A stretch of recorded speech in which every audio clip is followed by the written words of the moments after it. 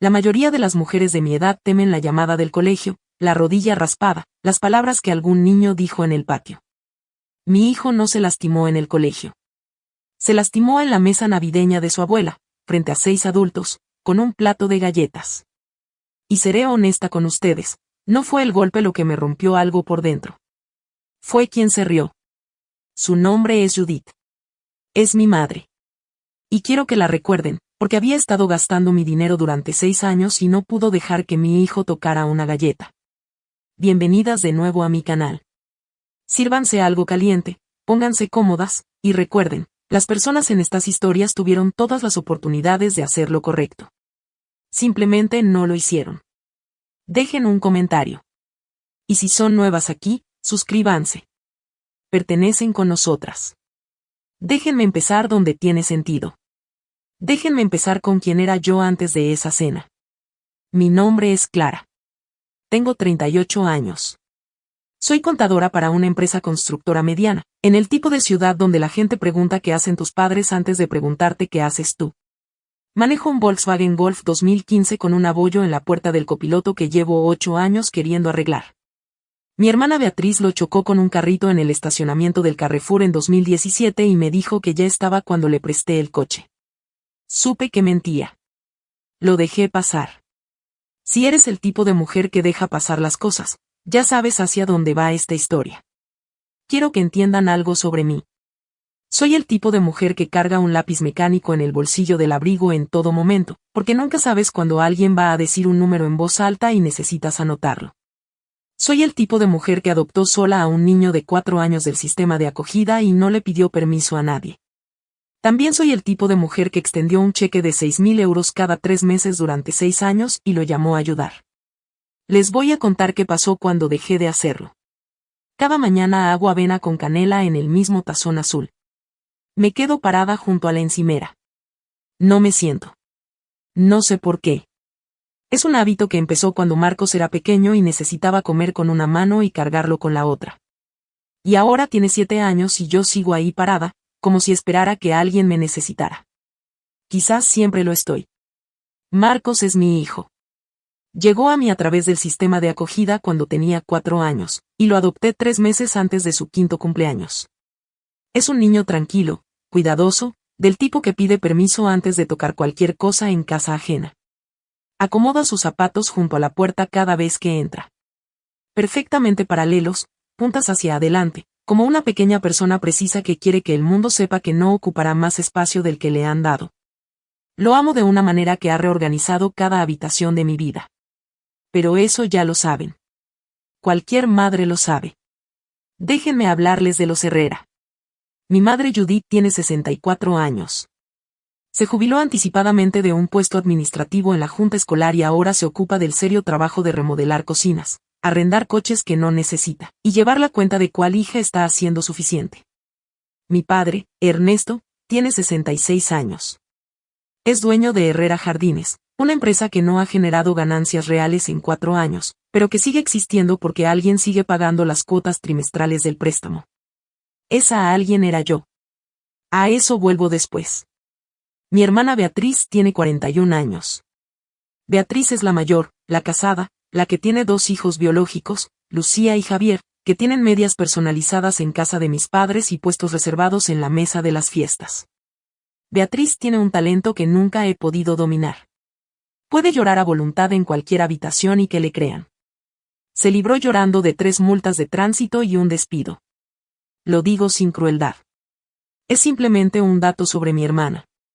Como es un dato sobre el tiempo. Aquí está la cuestión con mi familia. En la superficie, parecíamos una familia que funcionaba. Cenas del domingo, fotos navideñas, mi padre asando en el jardín mientras mi madre arreglaba cosas en la mesa y le decía a todos dónde sentarse. Pero debajo de esa superficie, debajo de las luces de Navidad y la ensalada y las servilletas a juego, había un registro. Mi madre lo llevaba. No en papel, en su cabeza. ¿Quién estaba haciendo suficiente? ¿Quién se estaba ganando su silla? ¿Quién pertenecía? Marcos en el registro de mi madre no pertenecía. Déjenme decirles algo sobre las madres. La gente piensa que tu madre es la persona que te ama primero. Piensan que es la mano cálida en tu frente, la voz que dice que todo va a estar bien, la mujer en la cocina que sabe lo que necesitas antes de que lo pidas. Y a veces lo es. Pero tu madre también es la primera persona que aprendes a leer y la última que aprendes a perdonar. Mi madre me enseñó a leer su cara antes de que pudiera leer un libro. Sabía cuándo estaba complacida sin que lo dijera.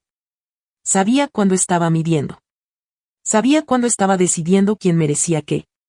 Mi abuela solía decir, mira qué hace una mujer con un plato de comida y sabrás todo sobre su corazón. Mi madre dividía los platos cuidadosamente. Siempre había suficiente. Pero siempre había una diferencia entre lo que daba libremente y lo que daba porque alguien le estaba mirando. Nunca lo dijo claramente sobre Marcos. No al principio. Lo decía en las cosas pequeñas. Llamaba a los hijos de Beatriz mis nietos y a Marcos el niño de Clara. Ponía los dibujos de Lucía en el refrigerador y dejaba los de Marcos en el coche. Compraba trajes a juego para Lucía y Javier en Pascua y decía que no encontraba la talla de Marcos. Le decía a la gente que se estaba adaptando bien, como si fuera un animal rescatado que se estaba introduciendo a los gatos de la casa. Me daba cuenta. Siempre me daba cuenta. Pero soy contadora. Me doy cuenta de todo y no digo nada, porque los números siempre llegan a su vencimiento.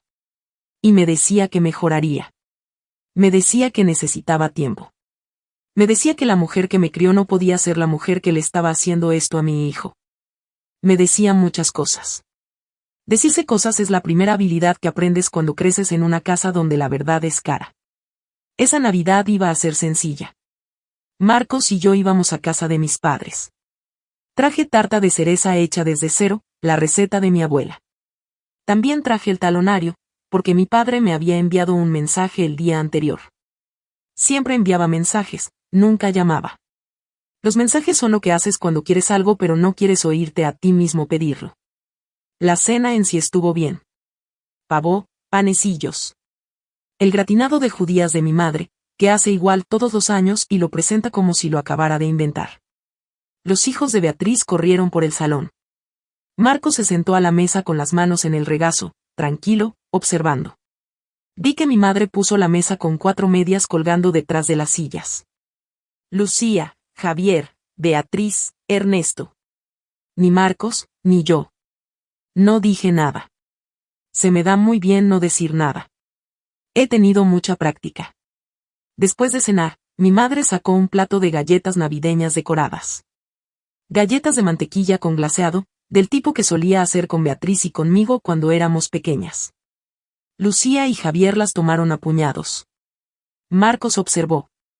Luego estiró la mano con cuidado, como estira siempre la mano para todo, con su pequeña mano educada.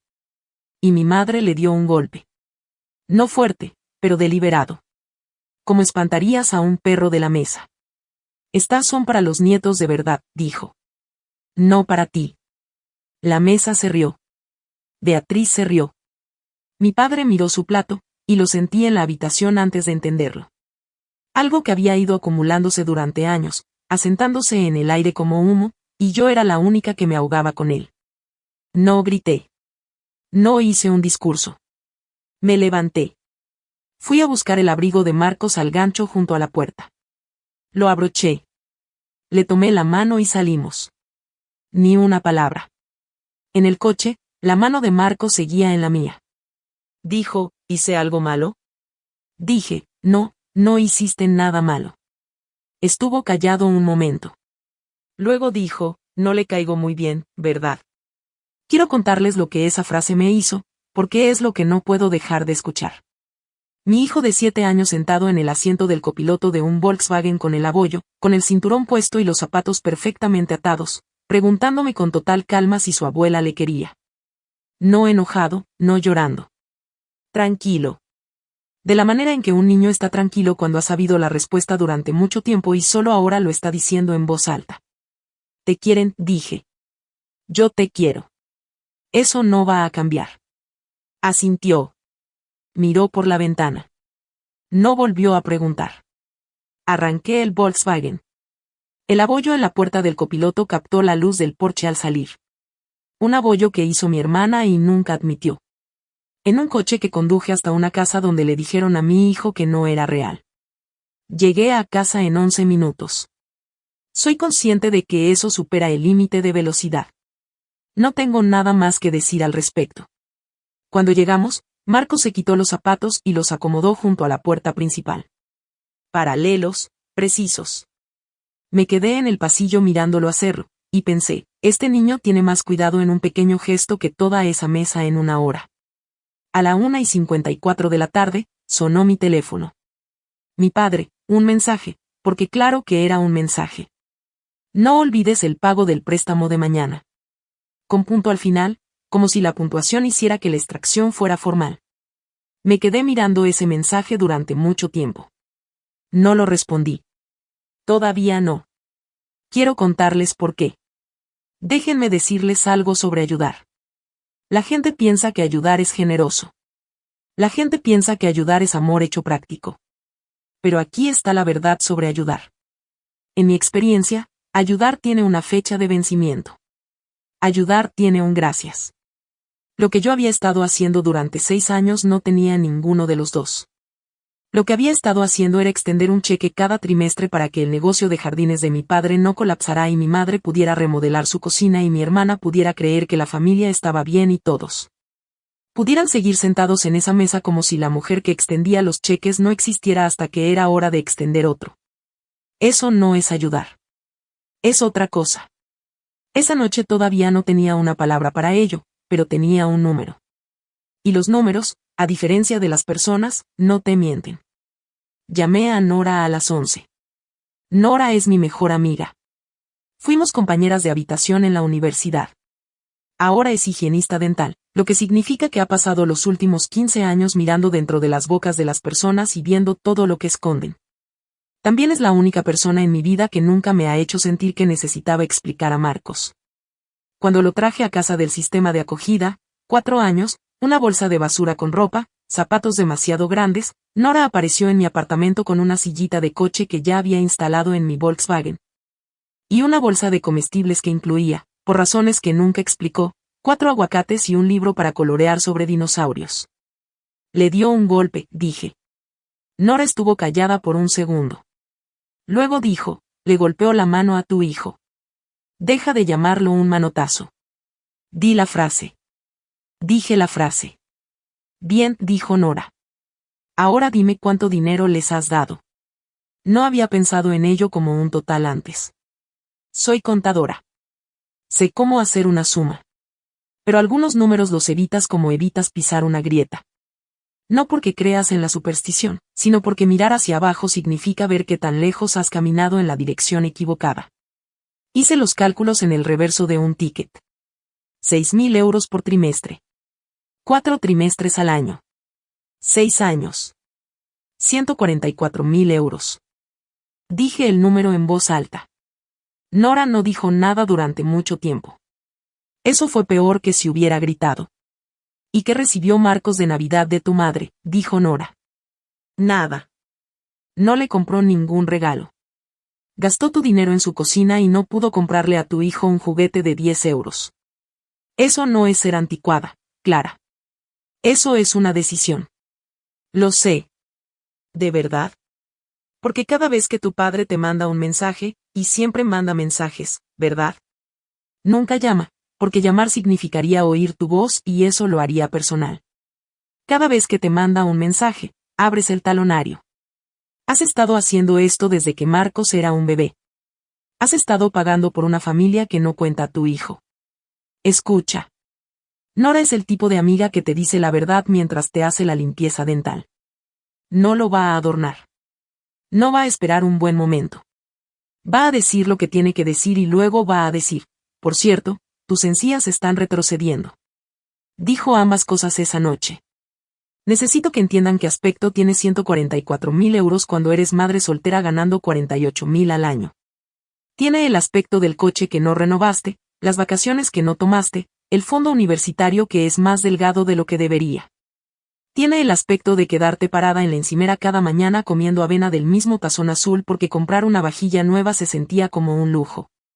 Cada transferencia, cada trimestre, cada excusa que me puse de por qué estaba bien. Colgué con Nora. Abrí el portátil en la mesa de la cocina. Marcos dormía al fondo del pasillo, sus zapatos alineados junto a la puerta de su habitación, paralelos como siempre. Saqué mis registros bancarios. Cada transferencia guardada. Soy contadora. Guardo todo. Es el único hábito profesional que se ha filtrado a cada rincón de mi vida. Guardo recibos como otras personas guardan souvenirs. Luego abrí las cuentas de la empresa. Tenía acceso. Siempre había tenido acceso. Era la contadora de facto de Herrera Jardines porque mi padre no sabía leer una hoja de cálculo y a mi madre no le importaba. Tenía credenciales de acceso. Tenía los números de cuenta. Tenía todo. Nunca había mirado los retiros personales antes. Había confiado en que ese lado era honesto. Ahora miré. La remodelación de la cocina, 38.000 euros. El arriendo del Lexus de mi madre, 740 euros al mes. Un retiro espiritual en Marbella, 14.000 euros. Un nuevo juego de muebles de jardín, una compra de joyería. 3 cargos de grandes almacenes de más de 2.000 euros cada uno. Nada era del negocio. Todo salió de la cuenta de la empresa. Todo fue subsidiado por mis pagos trimestrales manteniendo el préstamo al corriente. Cerré el portátil. Lo volví a abrir. Lo volví a cerrar. Algunos números tienes que mirarlos más de una vez, no porque no los creas, sino porque necesitas que tu cuerpo se ponga al día con lo que tu cerebro ya sabe. A la mañana siguiente, llamé a David Chen. David es un contador y auditor forense que usa la empresa constructora donde trabajo. Es preciso, cuidadoso, y tiene el trato de un hombre que ha pasado 20 años diciéndole a la gente cosas que no quieren escuchar. Le dije que necesitaba una consulta, asunto personal. Dijo, ven a las 10. Me senté frente a David en su oficina, archivadores, un helecho que se estaba muriendo, luz fluorescente que hace que todos parezcan sin dormir. Le entregué las impresiones. Las fue revisando página por página. Se quitó los lentes. Se los volvió a poner. Luego dijo lo que no voy a olvidar. Clara, quiero que me escuches. No eres cofirmante de este préstamo. Tú eres el préstamo. El nombre de tu padre está en los documentos. Tu dinero está en cada pago. Eso no es ayuda. Es propiedad sin escritura. Me senté ahí con mi lápiz mecánico en la mano, haciéndolo clic sin escribir nada, que es lo que hago cuando intento mantener la habitación quieta. Si han llegado hasta aquí, háganme un pequeño favor. Suscríbanse. No les cuesta nada y significa todo para nosotras. Gracias de verdad. Y entonces mi padre volvió a mandar un mensaje. El mismo punto al final, la misma solicitud, pero esta vez lo leí de forma diferente. Déjenme decirles algo sobre la palabra familia. La gente piensa que la familia es un vínculo. La gente piensa que la familia es una casa a la que siempre puedes volver. No es un vínculo. No es una casa. En mi experiencia, la familia es una palabra que la gente usa cuando quiere algo de ti. Mi padre la usaba cada trimestre, justo alrededor de la hora del pago. Mi madre la usaba cada Navidad, justo alrededor de la parte donde decidía quién pertenecía a la mesa y quién no.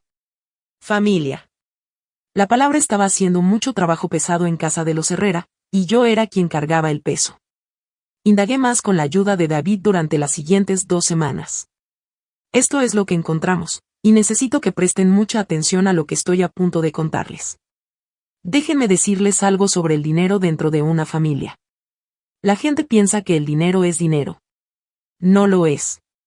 El dinero dentro de una familia deja de ser dinero. Se convierte en marcador de puntos. Se convierte en quien importa, quien se fía, quién es el que mantiene las cosas unidas, y quién es el que gasta. Mi abuela solía decir, sigue el dinero y encontrarás la verdad sentada al final, con cara de culpable. Seguí el dinero. La verdad estaba sentada en la cocina remodelada de mi madre con un Lexus arrendado y un bronceado de 14.000 euros de Marbella. Primero, mi madre había convencido a mi padre de tomar anticipos de salario contra contratos futuros. Contratos que todavía no existían. Contratos que en algunos casos nunca existirían porque Herrera Jardines había perdido 3 clientes importantes en los últimos 2 años. Y mi padre no los había reemplazado. No los había reemplazado porque tenía 66 años y estaba cansado, y porque reemplazarlos habría requerido admitirle a Judith que el negocio se estaba reduciendo. Y admitirle cosas a Judith era algo que Ernesto Herrera había dejado de hacer alrededor de cuando yo empecé el colegio. Los anticipos iban a la cuenta de la empresa. La cuenta de la empresa pagaba la vida de mi madre. El préstamo mantenía la cuenta de la empresa abierta. Mis pagos mantenían el préstamo al corriente. ¿Ven el círculo? Yo estaba en la base, empujando la rueda, y nadie en la cima había mirado nunca hacia abajo para decir gracias. Segundo, el negocio era insolvente. Sin mis pagos trimestrales, el préstamo entraría en incumplimiento. Sin el préstamo, la cuenta de la empresa se cerraría. Sin la cuenta de la empresa, el Lexus arrendado de mi madre, su cocina remodelada, su retiro en Marbella, todo colapsaría. No estaba ayudando al negocio de mi padre. Estaba financiando el estilo de vida de mi madre a través de una serie de transferencias que en papel parecían una hija ayudando a su papá. David lo dijo claramente: si dejas de pagar mañana, toda esta estructura colapsa en 60 días.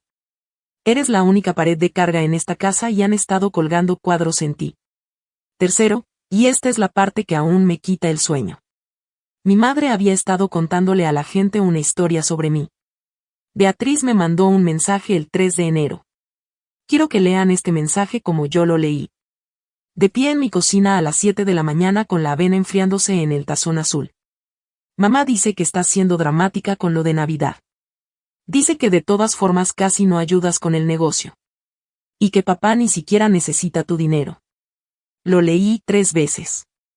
Lo leí de pie en la encimera donde como avena cada mañana, en la cocina que compré con el sueldo que gané en el trabajo al que voy cada día para poder extender cheques a una familia que le dice a la gente que apenas ayudo. Luego hice una captura de pantalla, porque soy contadora y los contadores guardan los recibos. Déjenme decirles algo sobre que te llamen dramática. Toda mujer que conozco ha sido llamada dramática al menos una vez en su vida por alguien que le estaba haciendo un daño activo. Mi madre me llamó dramática el mismo día que le golpeó la mano a mi hijo. Piensen en eso. Piensen en una mujer que le da un golpe en la mano a un niño de 7 años en una mesa de fiesta y luego llama dramática a su madre por salir. La palabra dramática no es una descripción. Es una estrategia. Es la palabra que usa la gente cuando necesita que la habitación te mire a ti en lugar de mirar lo que hicieron. Pero había más. Y aquí necesito que confíen en mí. Porque lo que estoy a punto de contarles es la parte que cambió todo. Déjenme decirles algo sobre la intuición. La gente, hombres principalmente, pero no solo hombres, les dirán que la intuición no es evidencia, que un sentimiento no es un hecho, que necesitas pruebas. A las mujeres nos enseñan a disculparnos por la intuición. Nos enseñan a decir puede que me equivoque pero y esto probablemente no es nada pero y no quiero ser dramática pero. Dejé de disculparme el día que me senté en mi cocina con un portátil lleno de recibos de mi madre y me di cuenta de que el sentimiento que había estado cargando durante 6 años.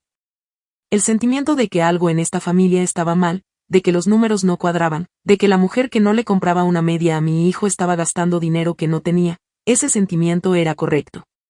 Siempre había sido correcto. Yo solo había sido demasiado educada para escucharlo. Me enteré a través de Nora, que lo oyó de su madre, que lo oyó en un evento parroquial, porque los pueblos pequeños tienen su propia red de información y no requiere wifi. Que mi madre le había estado diciendo a la gente de nuestro círculo que Marcos no era un Herrera de verdad. Que yo no podía tener hijos propios, así que tomé uno del sistema. Esa frase, del sistema, como si mi hijo fuera un trámite que llené, un paquete que llegó, un premio de consolación para una mujer que no pudo hacer lo que Beatriz hizo tan fácilmente. Necesito que se sienten con eso un momento.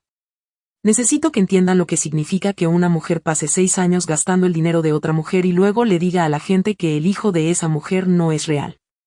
Mi madre tomó mis cheques y los cobró. Tomó mi tiempo y lo ignoró. Tomó la mano de mi hijo y la golpeó. Y luego fue a la iglesia y le dijo a la gente que él llegó del sistema. Llamé a Nora. Le conté lo que Judith había estado diciendo. Nora estuvo callada durante mucho tiempo. Cuando Nora está callada, significa que está eligiendo entre decir algo mesurado y decir algo que incendiaría la habitación. Eligió lo mesurado. Repite eso, dijo Nora lentamente, y luego dime que todavía estás pensando en hacer ese pago. Ya no estaba pensando en hacer ese pago. La tarde siguiente, un repartidor de mensajería llamó a mi puerta. Era un hombre de unos 20 y tantos años, del tipo que parece alegre de una manera que sugiere que todavía no ha vivido su jueves transformado por un solo mensaje de texto. Tendió una caja pequeña. «Alguien realmente quiere que tengas esto», dijo, sonriendo. Lo firmé.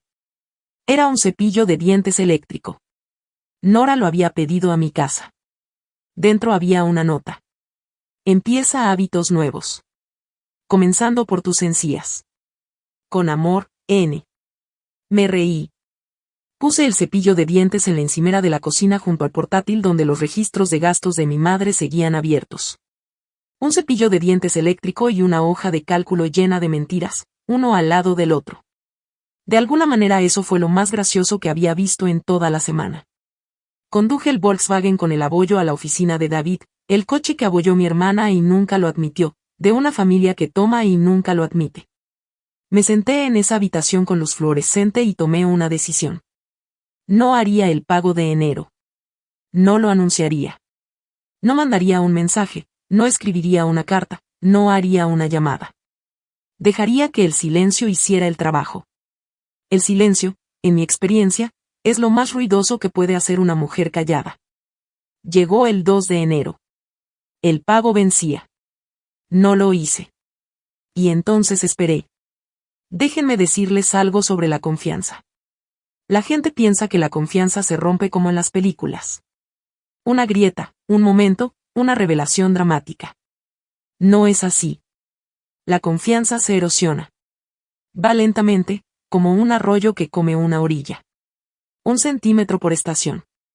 No te das cuenta mientras se va. Te das cuenta cuando ya se fue.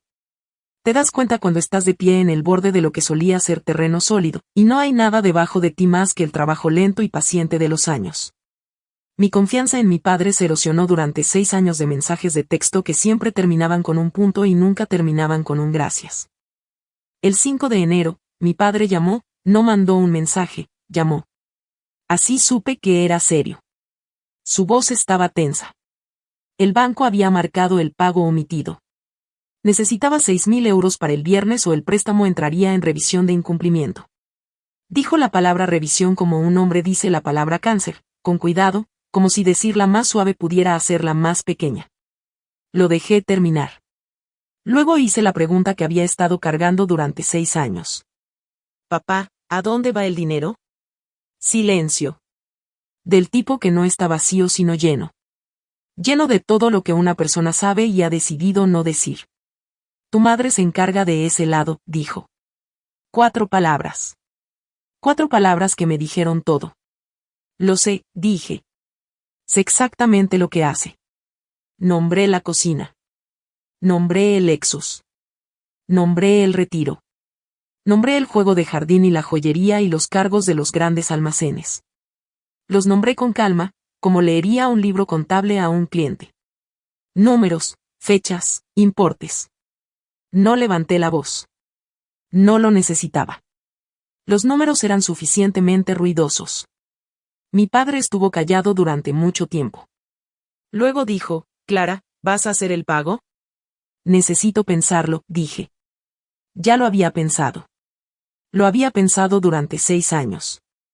Lo había pensado cada vez que abría el talonario y escribía un número que podría haber sido unas vacaciones, una reparación, un depósito en el futuro de mi hijo.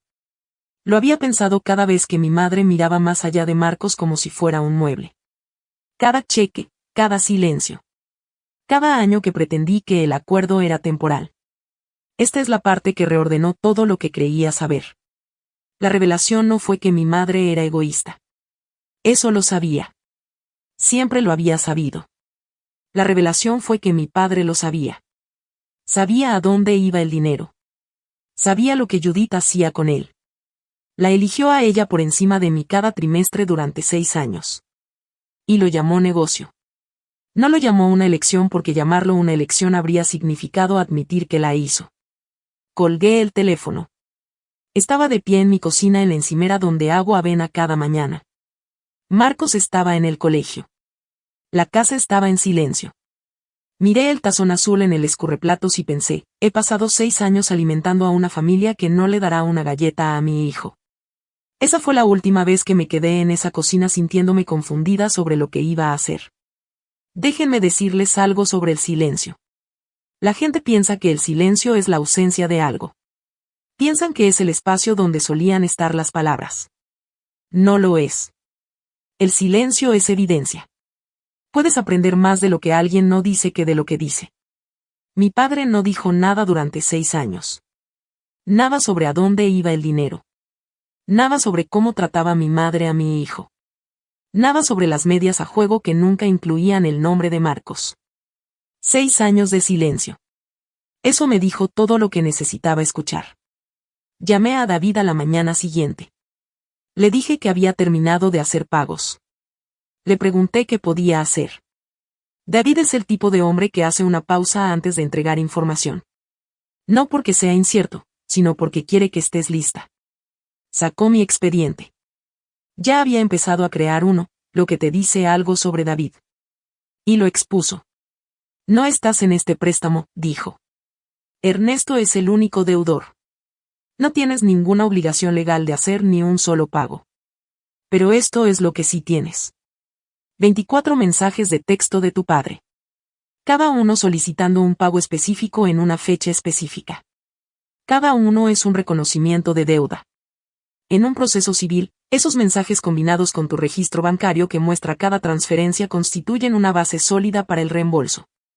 Le diste 144.000 euros. Pidió cada euro. Tienes el rastro documental. Quiero que entiendan por qué traje una carpeta y no un discurso. Soy contadora. He pasado toda mi vida adulta convirtiendo números desordenados en páginas limpias. No argumento. No persuado. Organizo. Y luego dejo que la organización hable por sí sola.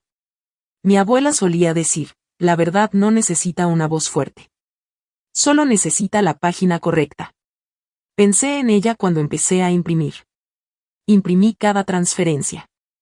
Resalté cada retiro. Puse pestañas en cada mentira. La carpeta era blanca, de 8 centímetros de grosor. Pestañas con código de colores. Azul para mis pagos. Rojo para los gastos personales de Judith. Amarillo para los mensajes de texto de Ernesto. Imprimí cada mensaje, los 24, cada uno con la fecha, el importe solicitado, y ese punto al final. 24 puntos, 24 pequeños puntitos educados que decían, paga y no preguntes. David revisó la carpeta. Hizo 2 correcciones, una fecha traspuesta, una página duplicada, y dijo, este es el rastro documental más limpio que he visto en 20 años. Tu madre debería haberse casado con alguien que no mandara mensajes de texto. También llamé a la abogada Margarita Vega, para una breve consulta de derecho de familia. Necesitaba saber una cosa.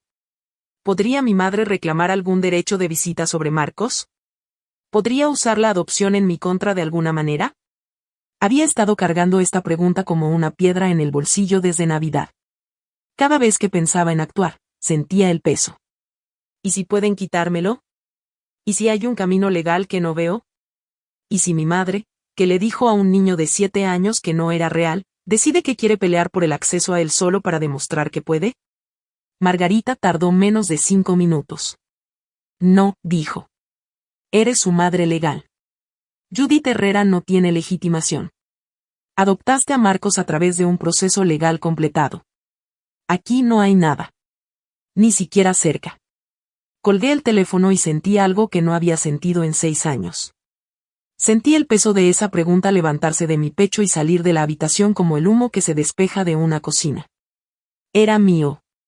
Nadie se lo iba a llevar. Nadie podía. Nora vino esa noche. Se sentó frente a mí en la mesa de la cocina, que estaba cubierta de extractos bancarios impresos. Tenía un marcador en una mano y un café en la otra. Su café estaba en una taza normal. El mío estaba en el azul con el asa desportillada porque algunos rituales son más viejos que los agravios. Revisamos la carpeta página por página. Vas a entrar ahí con una carpeta, dijo Nora. Es lo más clara que he escuchado. ¿Preferirías que entrara con una presentación? Preferiría que entraras con un lanzallamas, pero te conozco y sé que va a ser una carpeta. Metió la mano en su bolso y sacó una caja pequeña. La puso en la mesa entre un extracto bancario de 2021 y un recibo resaltado por un retiro espiritual de 14.000 euros. Cepillo de dientes eléctrico, dijo. Considéralo un regalo de Victoria por adelantado. Tus encías están retrocediendo y tu familia está cayendo a pedazos. Solo puedo arreglar uno de esos. 11 años. Lleva 11 años intentando que cambie a un cepillo de dientes eléctrico. Miré la caja sobre los registros de gastos de mi madre, y me reí por primera vez en 2 semanas. No quería volver a esa casa, pero había terminado de ser la callada que pagaba. Estaba lista para ser la callada que paraba. Llegó el domingo. Me puse el abrigo. Revisé el lápiz. Conduje el Volkswagen con el abollo a casa de mis padres por lo que sabía que sería la última vez. Si historias como esta te llegan de la manera en que espero que lo hagan, dale a ese botón de me gusta y suscríbete. La mayoría de la gente nunca lo hace, pero es lo que mantiene este canal en marcha, y significa que puedo seguir contándoles estas historias. Gracias.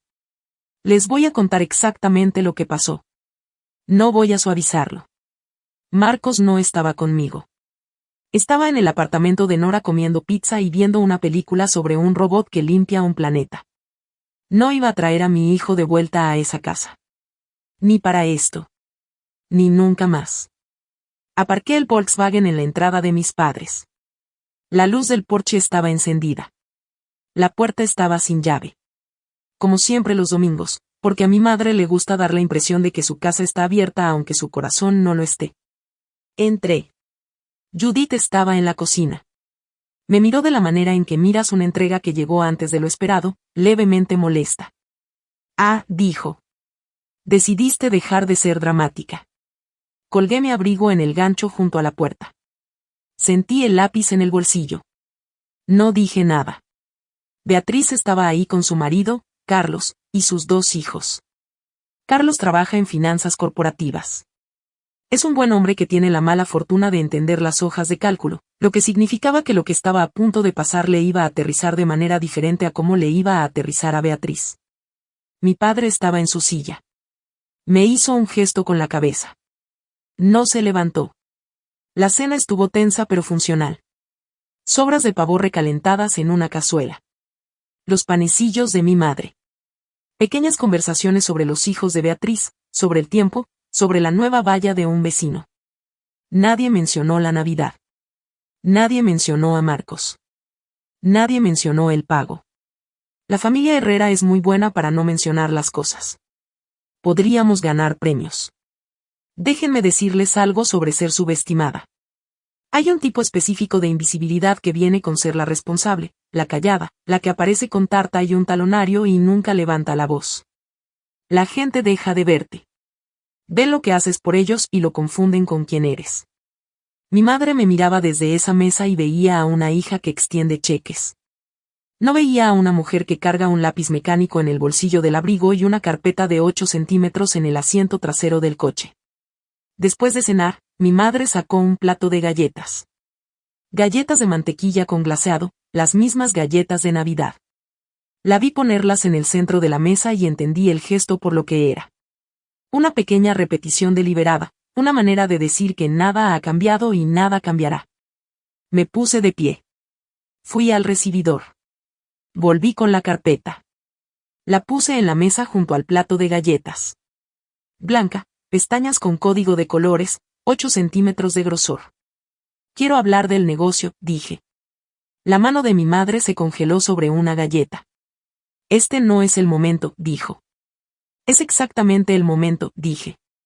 Abrí la carpeta en la primera pestaña, azul, mis pagos. Los repasé con calma, de la manera en que repaso un informe trimestral en el trabajo. No levanté la voz. No aceleré. Dije las fechas. Dije los importes. Dije el total. A lo largo de 6 años, he hecho 24 pagos de 6.000 euros cada uno para mantener al corriente el préstamo de Herrera Jardines. Esos son 144.000 euros. La habitación cambió.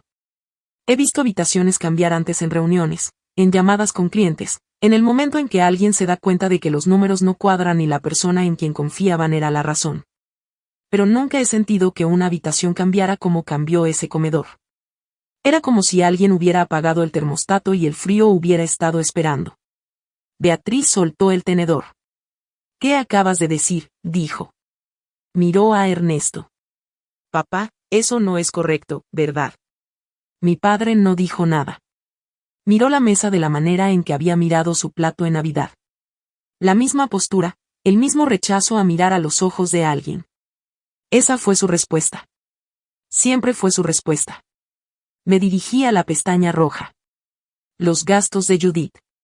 Nombré cada artículo de la manera en que leería un libro contable a un cliente.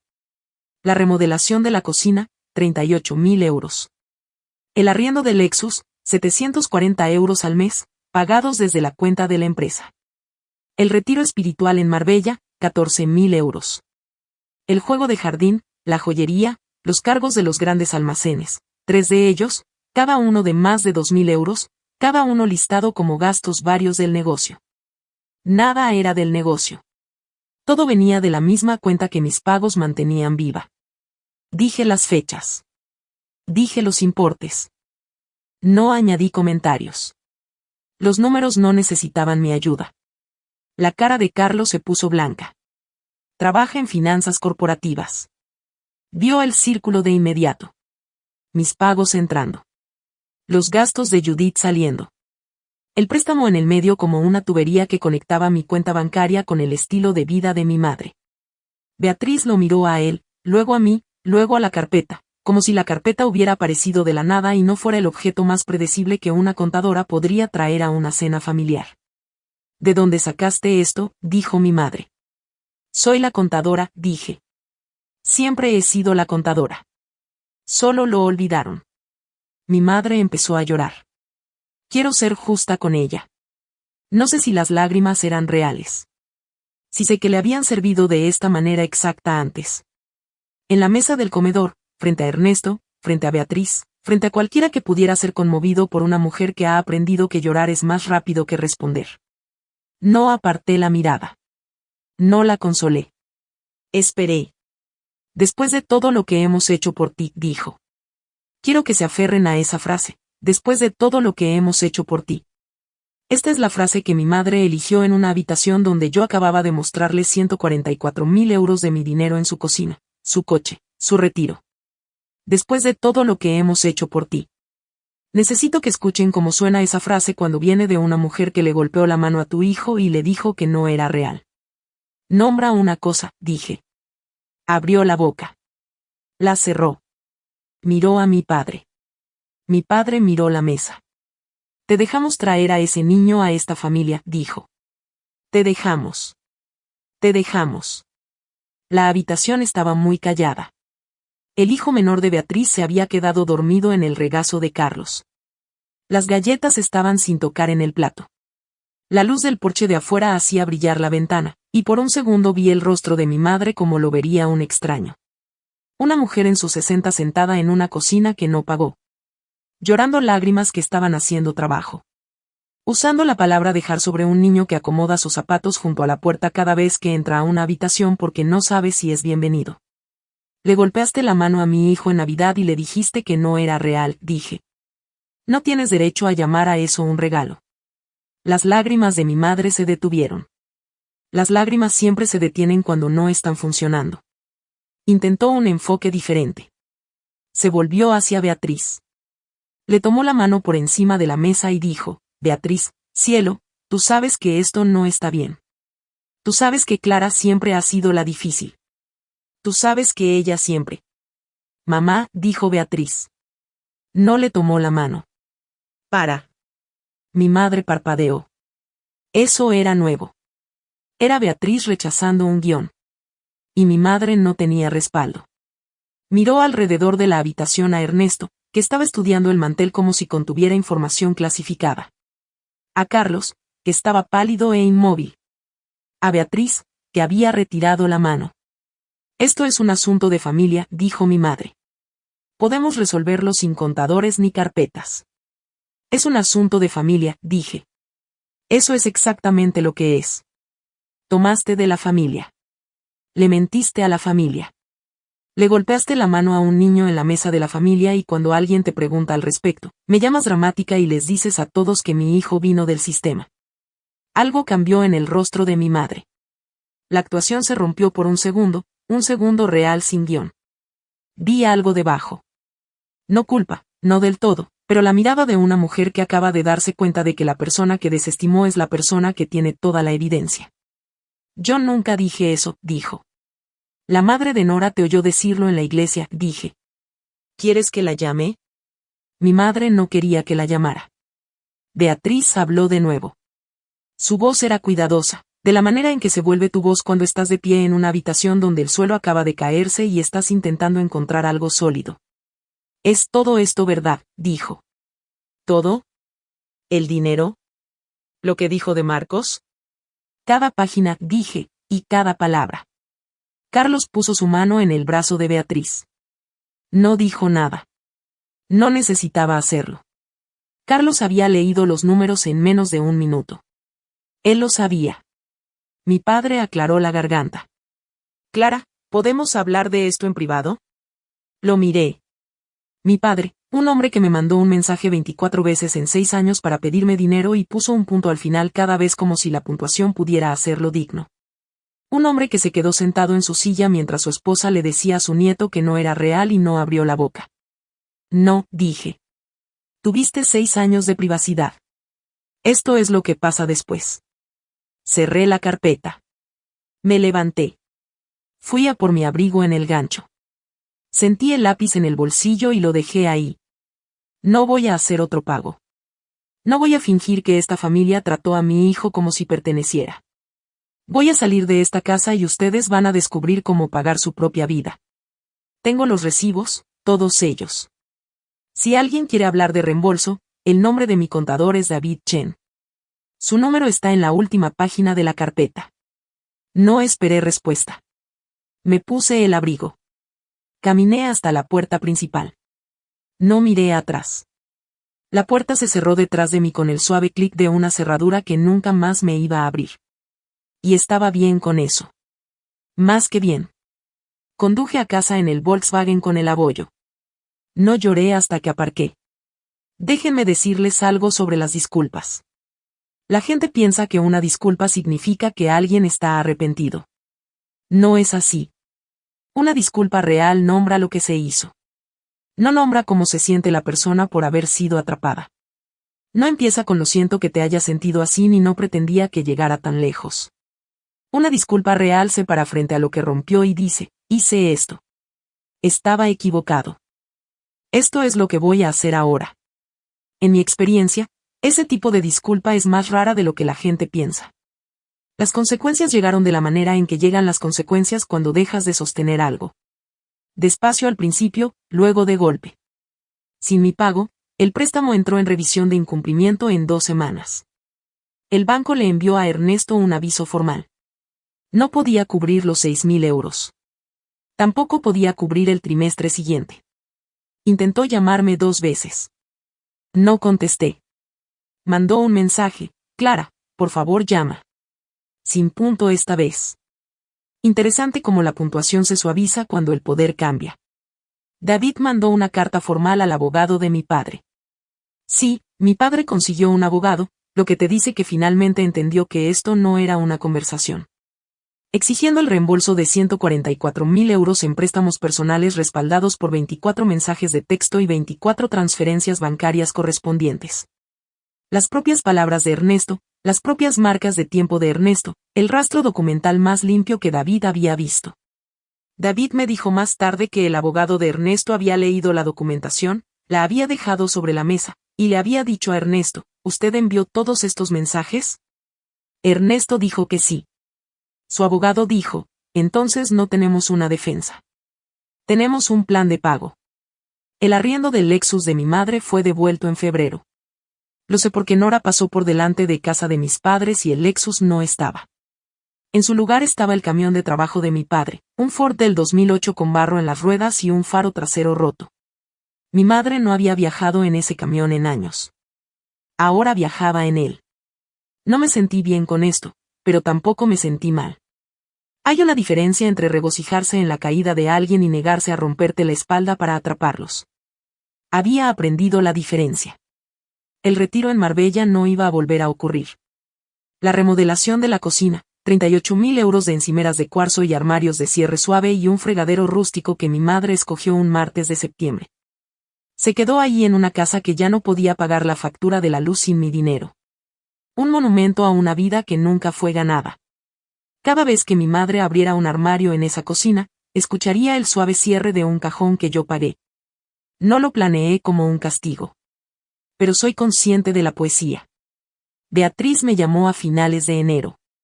Estaba en el pasillo de los cereales del supermercado con una caja del granola favorito de Marcos cuando su nombre apareció en mi teléfono. Casi no contesté. Pero Beatriz es mi hermana. Abolló mi coche y nunca lo admitió. Se rió cuando mi madre le golpeó la mano a mi hijo.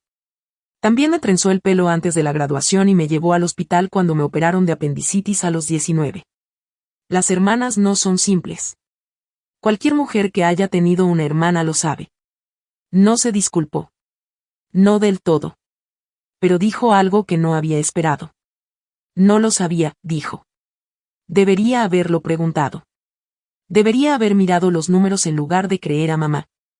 Debería haberte preguntado directamente. Quiero ser honesta con ustedes. No la perdoné en ese momento. Pero la escuché, y escuchar es a veces lo primero antes de que sea posible perdonar. Beatriz había creído la historia de mi madre, que el negocio prosperaba, que yo ayudaba un poco por culpa, que mi padre estaba bien. Beatriz lo creyó porque creerlo era más fácil que mirar los números. Lo entiendo.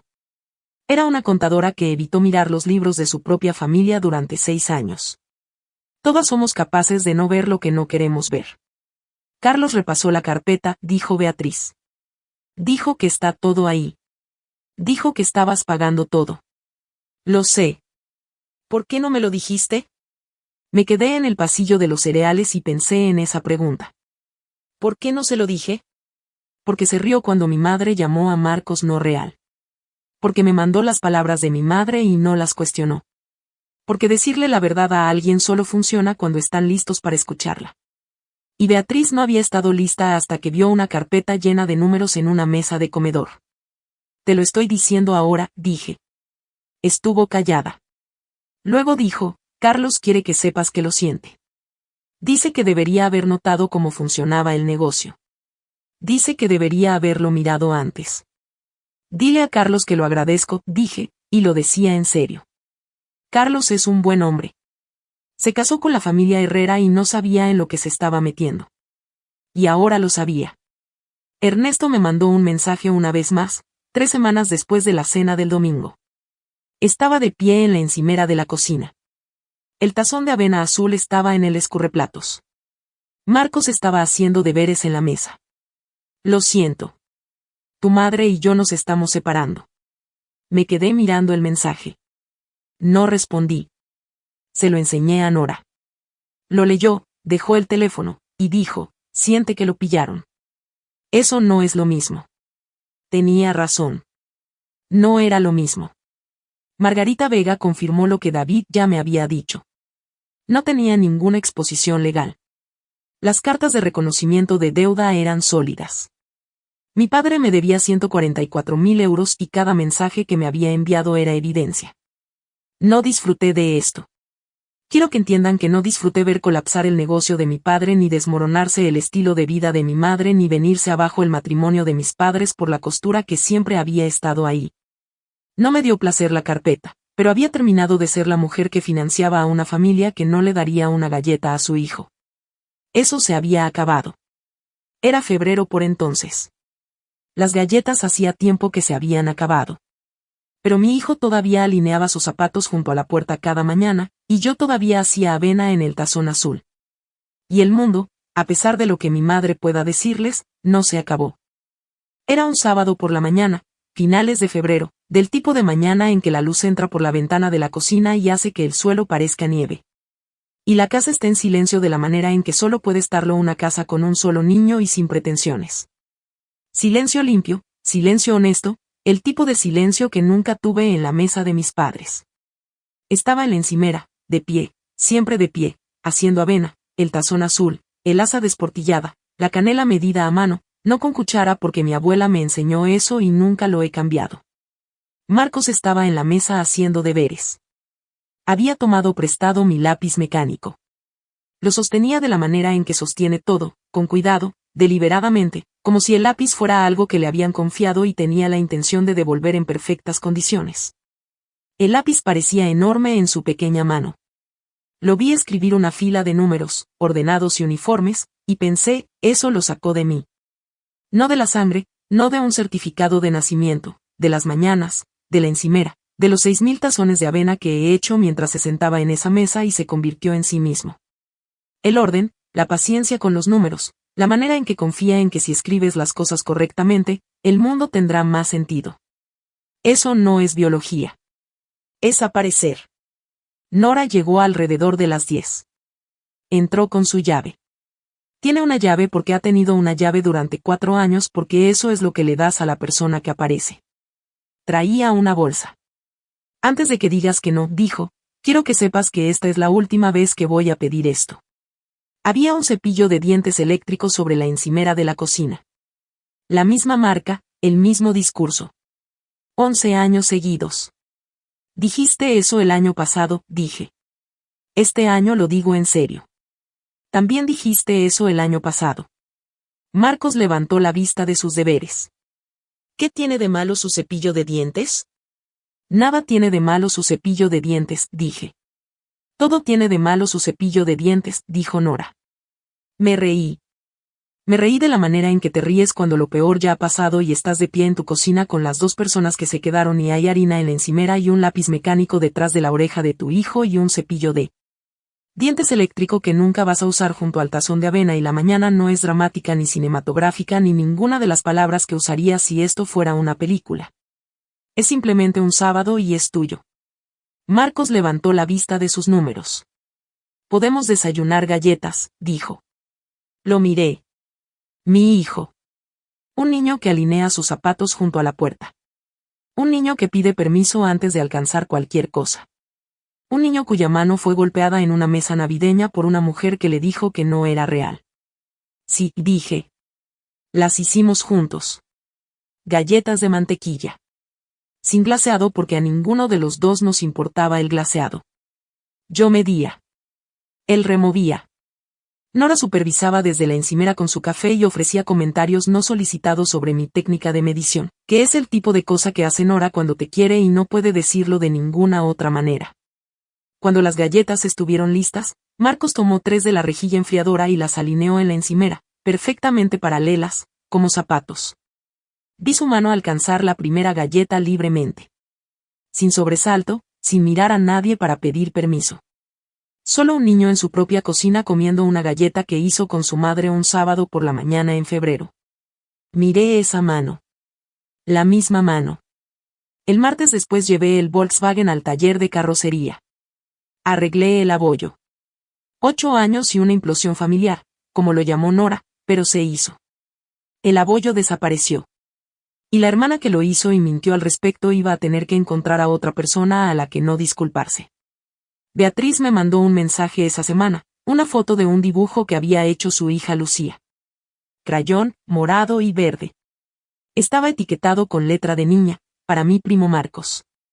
Lo guardé. No respondí. Todavía no. Pero lo guardé porque algunas puertas, las que se abren con manos de niños, vale la pena dejar desbloqueadas. Pasé 6 años extendiendo cheques para que mi padre pudiera mantener un negocio que no administraba y mi madre pudiera mantener una vida que no se ganó. 6 años y 144.000 euros. No pudo dejar que mi hijo tocara una galleta. Dejé de escribirlos un miércoles. El mundo no se acabó. Mi hijo todavía alinea sus zapatos junto a la puerta. Mi avena todavía sabe igual. Algunas mujeres pierden una familia y descubren que ya tenían una. Solo era más pequeña de lo que pensaban, y era suficiente. La mayoría de las mujeres de mi edad todavía temen la llamada del colegio. Yo ya no temo la llamada. Ya no temo la mesa del comedor. Mi hijo alcanzó una galleta esta mañana. Nadie se rió. Nadie lo detuvo. Si esta historia se quedó contigo, únete a nuestra comunidad dando al botón de me gusta y suscribiéndote para más historias reales y crudas sobre mujeres que se negaron a quedarse calladas. Y como siempre, gracias por sentarte con nosotras.